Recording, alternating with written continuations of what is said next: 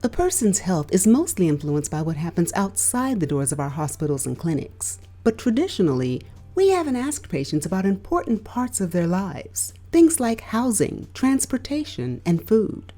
In our role, we have a unique opportunity to explore these social factors that impact their health and well-being. That's why we've created the Social Determinants of Health, or SDOH questionnaire, to help us understand and support their whole health.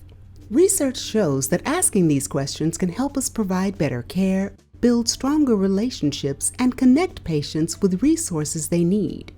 Addressing a patient's barriers to optimal health is also one way Grady is working to achieve health equity. Health equity means leveling the playing field so that everyone has a fair opportunity to be as healthy as possible.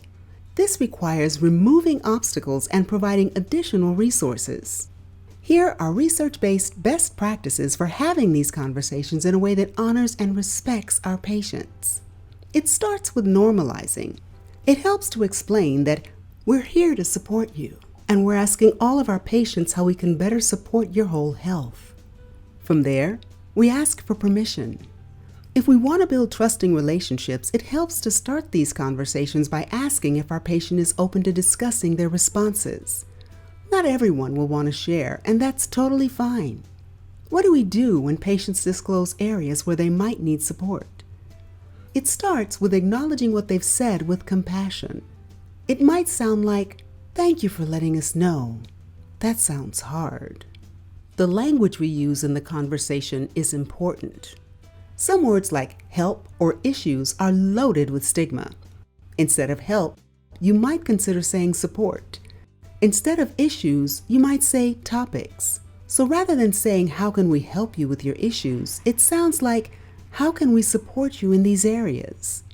Our nonverbal communication matters too. Turning away from a screen for active listening and making eye contact shows that we truly care about the patient's responses.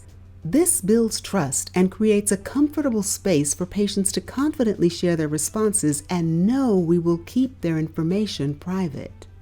We know that we won't have a resource for every area. Some areas like food access might be easier to provide support for than others, such as housing. Our social workers and community health workers are a great resource for connecting patients with the right supports. And even if we don't have a specific resource to provide, these conversations still help us provide better care and understand needs so we can advocate for better support systems.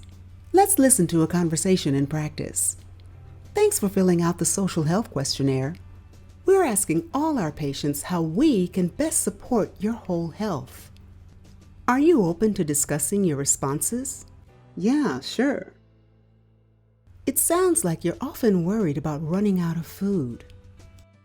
Yeah, we're just trying to make the food stretch out to the next paycheck, if you know what I mean. That sounds really hard. We have some resources here at Grady to help. Are you interested in being connected with support for this? Yeah, definitely. Okay. I've identified a few resources. The information will be in your after-visit summary. That'd be great.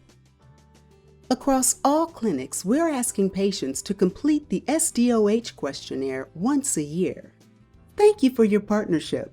Together, we can use this tool to help our patients thrive and achieve health equity for our community.